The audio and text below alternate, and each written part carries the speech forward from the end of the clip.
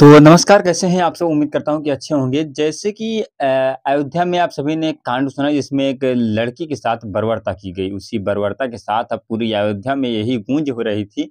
इसी बीच एक ऐसी कहानी फिर से सामने आती है जिसको शायद जिन्होंने भी सुना उनकी पैरों तले ज़मीन खिसक गई, क्योंकि कुछ ऐसा होता है शायद आप भी सुनेंगे तो हैरान रह जाएँगे।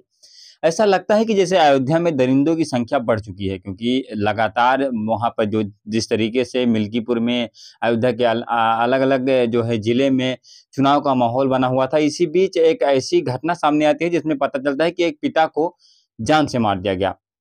इसकी वजह कुछ ख़ास नहीं थी, वजह यही थी कि जहाँ पर वो रहते थे, ये पूरा मामला सिकंदर सियावा का है। पता चलता है कि सिवावा गाँव के पास में ही एक आवास बन रहा था। उसी आवास में होमगार्ड की नौकरी करते थे। उसी होमगार्ड की नौकरी कुछ लोगों को खटकने लगी। खटकी इस कदर कि उनकी जान ले ली।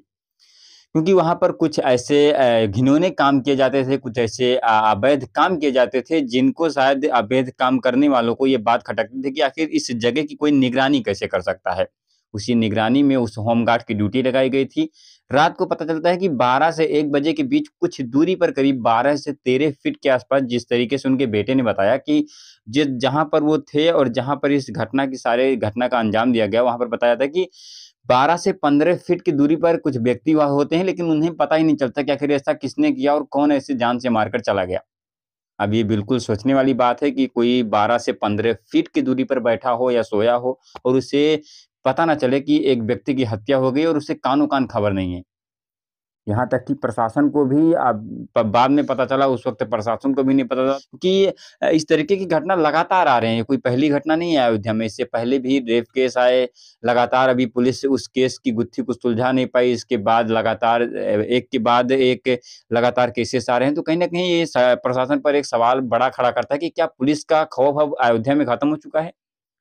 क्योंकि जिस तरीके से हमारी योगी सरकार बात करती है, ज़ीरो टॉलरेंस नीति की बात करती है कि हमारे देश से क्राइम खत्म, हमारे राज्य से क्राइम खत्म हो चुका है, तो क्या ऐसे ही क्राइम खत्म होगा? क्योंकि एक गुत्थी पुलिस से सुलझती नहीं है, दूसरी गुत्थी बनकर तैयार होती है। तो क्या अयोध्या में पुलिस का खौफ एकदम से खत्म हो चुका है? इसी बात को लेकर लगातार अब सवाल उठ रहे हैं, लगातार उनके जो बेटे हैं वो पुलिस से जो है न्याय की गुहार लगा रहे हैं कि मेरे पिता को न्याय मिलनी चाहिए, क्योंकि इस तरीके से किसी की भी निर्मम हत्या हो जाना कोई आम बात नहीं है।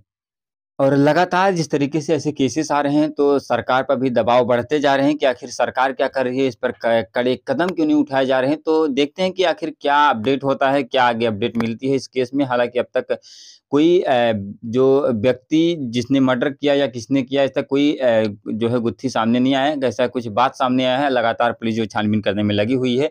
चलिए देखते हैं कि आगे की अपडेट क्या होती है। आप सभी को इसी चैनल के माध्यम से मैं देता रहूँगा, तो आप लोग इस चैनल को सब्सक्राइब भी कर सकते हैं नए और अच्छी खबरों के लिए।